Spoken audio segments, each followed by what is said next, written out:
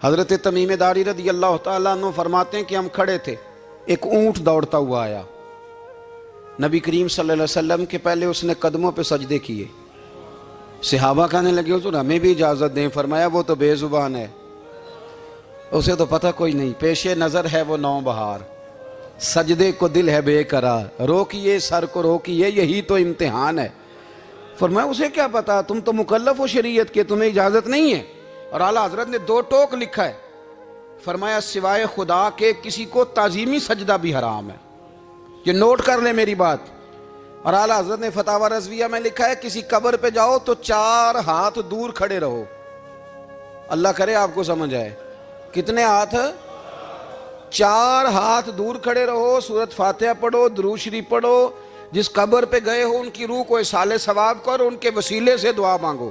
اعلیٰ حضرت فرماتے ہیں قبر کو سجدہ بالاتفاق حرام ہے، طواف قبر کا کرنا بالاتفاق حرام ہے، بوسہ لینے میں اختلاف ہے کہ جائز ہے کہ ناجائز ہے، لیکن بوسے سے بھی چونکہ شک پڑتا ہے تو فرماتے ہیں احمد رضا کی رائے یہ ہے کہ بوسہ لینے سے بھی بچا جائے۔ وہ آ گیا تو اس سے اگلی باتیں کرتا ہے، بس خاموش رہ، باادب رہ اور پیچھے رہ۔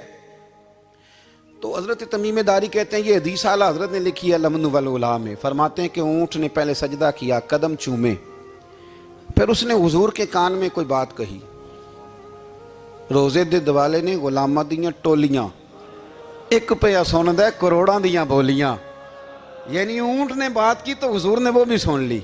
اعلیٰ حضرت کہتے ہیں جو پناہ میں آتا ہے بچ جاتا ہے، کہتے ہیں رسول کریم نے نا اونٹ کی پشت پہ ہاتھ پھیرا اور اللہ کے محبوب فرمانے لگے فکر نہ کر، اب تو آ گیا ہے نا تو جیسے تو کہے گا ویسے ہی ہو جائے گا، جیسے تو کہے گا ویسے ہی۔ ابن ماجہ میں موجود ہے، پر میں چونکہ فاضل بریلوی رحمۃ اللہ علیہ کی کتاب سے پیش کر رہا ہوں الامن والعلا سے، تو میں اسی انداز میں پیش کر رہا ہوں جس انداز میں وہاں ہے۔ حضرت تمیم داری کہتے ہیں کہ ہماری سمجھ میں بات کوئی نہ آئی، تھوڑی دیر گزری تو کچھ لوگوں نے ہاتھوں میں رسیاں پکڑی ہیں، خنجر پکڑے ہیں، دوڑے آئے، یا رسول اللہ یہ ہمارا اونٹ ہے۔ حضرت تمیم داری کہتے ہیں میں نے دیکھا کہ جب وہ آ گئے نا خنجر لے کے تو اونٹ حضور کے پیچھے چھپ گیا، آج لے ان کی پناہ، آج مدد مانگ ان سے، وہ حضور کے پیچھے چھپ گیا۔ تو کہتے ہیں کہ نبی کریم صلی اللہ تعالیٰ علیہ وسلم نے فرمایا کیا مسئلہ ہے بھائی؟ یا رسول اللہ ہمارا اونٹ ہے، ذبح کرنے لگے تھے دوڑا ہے، تو حضور فرمانے لگے وہ تو تمہاری شکایت کر رہا ہے۔ وہ کہتا ہے یا رسول اللہ میں نے برسوں ان کی نوکری کی، برسوں میں نے بڑی نوکری کی، صحیح کہتا ہے؟ یا رسول اللہ ٹھیک کہتا ہے، حضور اب بوڑھا ہو گیا ہوں، تھوڑا زیادہ بوجھ نہیں اٹھا سکتا تو مجھے ذبح کر کے کھانا چاہتے ہیں، میں مرنا نہیں چاہتا۔ نبی کریم فرمانے لگے اچھے لوگ یہ صلہ دیتے ہیں، انہوں نے عرض کی حضور آپ حکم کر دیں، ہم اس کو چھوڑ دیتے ہیں یا رسول اللہ، نہیں ذبح کریں گے، خدمت کریں گے۔ حضور فرمانے لگے نہیں اب میرے پاس آیا ہے نا، اب میں نے واپس نہیں کرنا، آج ہو گیا ہے، آج لے ان کی پناہ، آج مدد مانگ ان سے، آج ہو گیا یا رسول اللہ پھر رکھ لیں۔ حضور نے فرمایا نہیں بھائی پیسے بتاؤ کتنے ہیں؟ یا رسول اللہ نہیں کچھ نہیں۔ نبی کریم علیہ السلام نے فرمایا نہیں بتاؤ کتنے، بتاؤ کتنے؟ انہوں نے کہا حضور ایک دفعہ ریٹ لگایا تھا تو 100 دینار لگا تھا، حضور نے فرمایا بلال دے دو 100 دینار، 100 دینار دے دیا۔ اعلیٰ حضرت فرماتے ہیں دیکھو ان کی پناہ میں آنے کی برکتیں کتنی ہیں۔ ان سے کہا تم جاؤ، وہ چلے گئے، حضور نے پشت پہ ہاتھ پھیرا، فرمایا جا تو آزاد ہے۔ حضرت تمیم داری کہتے ہیں وہ پہلے گیا پھر پلٹ کے آیا، اس نے نبی پاک کے کان میں کو بات کی، کئی باتیں کی، پر میں ایک بات کرتا ہوں، کئی باتیں کی، ایک بات کی تو حضور رو پڑے، اونٹ چلا گیا، ہم نے عرض کی حضور یہ کیا کہہ گیا ہے؟ تو محبوب فرمانے لگے یہ کہہ گیا یا رسول اللہ جس طرح آپ نے مجھے چھری سے بچایا ہے میں دعا کرتا ہوں اللہ آپ کی امت کو جہنم سے محفوظ فرمائے، اللہ جہنم سے بچائے آپ کی امت کو، اس طرح مجھے چھری سے آپ نے محفوظ کیا۔ اعلیٰ حضرت فرماتے ہیں کن چکروں میں پڑے ہوئے ہو، کن چکروں میں؟ پیسوں کی پناہ لیتے ہو، عہدوں کے پیچھے چھپتے ہو، دولت کے پیچھے چھپتے ہو، تعلقات کے پیچھے چھپتے ہو۔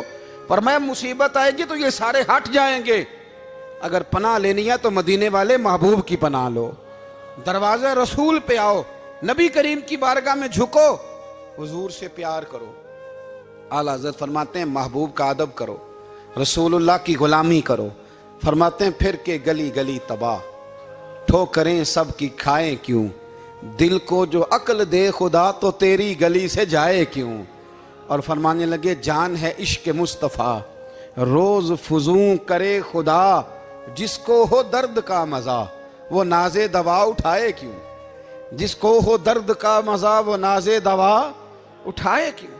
انہوں نے محبوب کریم کی محبت کا پیغام دیا، صحابہ کی محبت کا، بولیے، صحابہ کی محبت کا پوری کتاب لکھی حضرت صدیق اکبر جناب عمر کے فضائل پر۔ اور مزے کی بات یہ ہے کہ اعلیٰ حضرت نے نا اردو شاعروں میں سے کسی کو توفیق نہیں ہوئی حضور کو شہنشاہ کہنے کی، اعلیٰ حضرت نے کہا میرے نبی شہنشاہ ہیں۔ دلیل کیا دی؟ فرمانے لگے پڑھو ترمذی، حضور نے فرمایا میرے دو وزیر زمینوں میں ہیں، دو آسمانوں میں۔ زمین کے دو وزیروں کے نام ابو بکر اور عمر ہیں، آسمان کے دو وزیر ہیں جبریل اور میکائیل۔ تو اعلیٰ حضرت کہنے لگے حضور وزیر تو کسی شہنشاہ کے ہی ہوتے ہیں، پھر کہہ لو نا شہنشاہ۔ تو پھر فرمانے لگے حاجیو آؤ شہنشاہ کا روضہ دیکھو، حاجیو آؤ شہنشاہ کا روضہ دیکھو، کعبہ تو دیکھ چکے اب کعبے کا بھی کعبہ دیکھو، کعبہ تو دیکھ چکے اب کعبے کا بھی، غور سے سن تو رضا کعبے سے بھی آتی ہے صدا، میری آنکھوں سے میرے پیارے کا روضہ دیکھو۔ اعلیٰ حضرت نے ساری زندگی اور صحابہ کرام کی بات کی، اہل بیت کی بات کی، اولیاء کی بات کی، صوفیاء کی بات کی، دفاع کیا سب کا، سب کے شانوں میں لکھا، امت کو بتلایا کہ اپنے بزرگوں سے جڑے رہو گے تو بچے رہو گے۔ اعلیٰ حضرت نے طنز کرنے سے، تنقید کرنے سے، بلا وجہ غلطیاں نکالنے سے اور ایک دوسرے پر لان تان کرنے سے ہمیں بچنے کو کہا۔ اعلیٰ حضرت فرماتے ہیں کوئی علم اگر آ جائے نا تو اس کا معنی یہ نہیں کہ سب کو جاہل سمجھ لینا چاہیے۔ سمجھ آ رہی ہے میری بات کی؟ ہم جس شعبے میں بھی ہوتے ہیں نا سامنے والے کو ان پڑھ ہی سمجھتے ہیں۔ مولویوں کے بارے میں بعض لوگوں کا خیال ہے کہ یہ پتہ نہیں کون سی مخلوق ہے، ان کو کیا پتہ دنیا داری کا۔ میں صحیح کہہ رہا ہوں۔ اسی طرح جو میرے شعبے سے تعلق رکھنے والے لوگ ہیں وہ کہتے ہیں شاید سارے تاجر دو نمبر طریقے سے ہی مال کماتے ہیں۔ یہ ہو نہیں سکتا، ایسا ہو نہیں سکتا۔ ہمیں نا دوسروں کی اہمیت کی خبر رکھنی چاہیے، ہم ایک دوسرے سے پیار، ہم طنز کرتے ہیں، تنقید کرتے ہیں۔ فاضل بریلوی منع کرتے تھے، آپ فرماتے ہیں یہ طریقہ درست، ہم جب غلطیاں نکالنے پہ جاتے ہیں تو معاذ اللہ اتنا اوپر بن جاتے ہیں کہ معاذ اللہ ثم معاذ اللہ اللہ رسول تک پہنچ جاتے ہیں۔ اعلیٰ حضرت کے زمانے میں ایک شخص نے کہہ دیا نبی پاک کا خیال آئے تو نماز ٹوٹ جاتی ہے۔ عقل ہے نا جی، جہاں مرضی لے جاؤ۔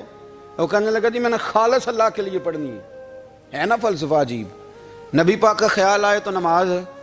اعلیٰ حضرت فرمانے لگے تو بڑا ہی پاگل ہے، جب تو کہے گا السلام علیکہ ایھا النبی، خیال آئے گا کہ نہیں؟ فرمانے لگے تو بڑا ہی نادان ہے، جب تو کہے گا اللہم صلی علی محمد وعلی، خیال آیا کہ نہیں آیا؟ فرمانے لگے تو نبی پاک کی بات کرتا ہے، نماز میں تو ابا اماں کا بھی خیال آتا ہے، ربنا اغفر لی والی والدیہ۔ فرمانے لگے کہ ربے کے خیال سے نہیں ٹوٹتی تو مدینے والے کے خیال سے کیسے ٹوٹ گئی؟ فرمانے لگے بڑا ہی بیوقوف ہے تو۔ اعلیٰ حضرت فرمانے لگے تو کہتے ہے حضور کا خیال آئے تو ٹوٹ جاتی ہے۔ فرمانے لگے جب تک حضور کا خیال آئے نہ نماز ہوتی ہی نہیں، جب تک حضور کا خیال نہ آئے نماز ہوتی ہی نہیں، سوال ہی نہیں پیدا ہوتا۔ لوگوں نے کہا جناب وہ کس طرح؟ تو اعلیٰ حضرت فرمانے لگے اللہ نے کہا قرآن میں واقعی الصلاۃ، نماز پڑھو، یہ نہیں بتایا کتنی پڑھنی ہے، اور یہ بھی نہیں بتایا فجر کی کتنی پڑھنی ہے، یہ بھی نہیں بتایا ظہر کی، یہ بھی نہیں بتایا قیام کیسے کرنا ہے، ہمیں یہ بھی نہیں بتایا رکوع کیسے کرنا ہے۔ ہمیں پتہ کیسے پتہ چلا؟ جب صحابہ نے کہا نا رب کہتا ہے نماز پڑھیں تو کیسے پڑھیں، تو حضور فرمانے لگے سلو کما رأیتمونی اصلی، نماز اس طرح پڑھو کرو جس طرح مجھے پڑھتے ہوئے دیکھتے ہو۔ تو کہا یہ تو کیسی عجیب بات کر رہا ہے کہ نبی کریم صلی اللہ علیہ وسلم کا خیال آئے۔ اور پھر بڑی مزیدار بات، ایک شخص نے اعلیٰ حضرت سے آ کے نا اس زمانے میں نا ایک آریہ مذہب ہوتا تھا، اب اللہ کا شکر ہے وہ کوئی نہیں، اب ویسے جو بڑے نئے نئے مذہب نکل آئے ہیں، جو آدمی جتنا پڑھ جاتا ہے معاذ اللہ وہ ایک نئی بات ہی شروع کر دیتا ہے، اور جو انوکھی بات کرے اس کے پیچھے رش بھی زیادہ ہو جاتا ہے، سٹائل ذرا ہٹ کے ہو نا جی تو ذرا ماحول جلدی بن جاتا ہے۔ تو وہ آریہ مذہب تھا، تو وہ ایک آریہ آ گیا اعلیٰ حضرت کے پاس، آ کے کہنے لگا کہ فرض کی اہمیت زیادہ ہے کہ سنت کی؟ تو اعلیٰ حضرت فرمانے لگے بھئی اہمیت تو فرض کی زیادہ ہے. تو کہنے لگے آپ کا وضو تو پھر سنت سے شروع ہوتا ہے. وضو میں پہلا فرض ہے منہ دھونا, اور آپ سب سے پہلے ہاتھ دھوتے ہیں, یہ بھی سنت. ناک میں پانی ڈالنا یہ بھی, کلی کرنا یہ بھی. میری بات کی سمجھ آ رہی ہے؟ اس نے کہا یہ آپ عجیب لوگ ہیں, فرض اگر بڑا ہے تو پہلے فرض ہونا چاہیے تھا. سمجھ آ رہی ہے میری بات کی؟ لوگ دین پر بڑے بڑے مختلف اعتراضات کرتے ہیں نا. اس نے کہا جی پہلے ہونا چاہیے تھا فرض. تو منہ دھونا فرض ہے, آپ نے گھٹنوں تک ہاتھ دھوئے, اب یہ جو آپ نے ہاتھ دھو یہ بھی سنت, کلی کری تو وہ بھی سنت, ناک میں پانی ڈالا تو وہ بھی سنت, تو آپ تو چوتھے نمبر پہ فرض ادا کر رہے. تو اعلیٰ حضرت فرمانے لگے تم اصل میں محبوب کا غلام نہیں نا. ہاں تجھے کیا پتا ہو یہ بات کیا ہے, تو بیٹھ جا ہم سے سن, ہم تجھے بتاتے ہیں. اس نے کہا جی کیا مطلب؟ فرمانے لگے یہ محبوب جو ہے نا ہمارے, یہ ہمیں بڑی جگہوں سے بچاتے ہیں, یہ بچا بچا کے فرائض تک لے جاتے ہیں. کیا مطلب؟ کہنے لگے حضور نے ہمیں کہا ہے کہ پہلے نا ہاتھ دھو لو, پتہ چل جائے پانی زیادہ گرم تو نہیں, منہ جالی نہ جائے, پہلے نا دیکھ لو. فرمایا پھر ناک میں ڈال کے پتہ کرا لو کہ اس میں سے بدبو تو نہیں آتی. سنت بھی ادا ہو گئی, پتہ بھی چل گیا بو تو نہیں آ رہی. اور فرمایا پھر منہ میں ڈال کے چکھ لو کہ بد ذائقہ تو نہیں. اب یہ 3 سنتیں ادا کر کے تم فرض ادا کرو گے تو اللہ بھی راضی ہوگا, اللہ کے رسول بھی راضی ہوں گے.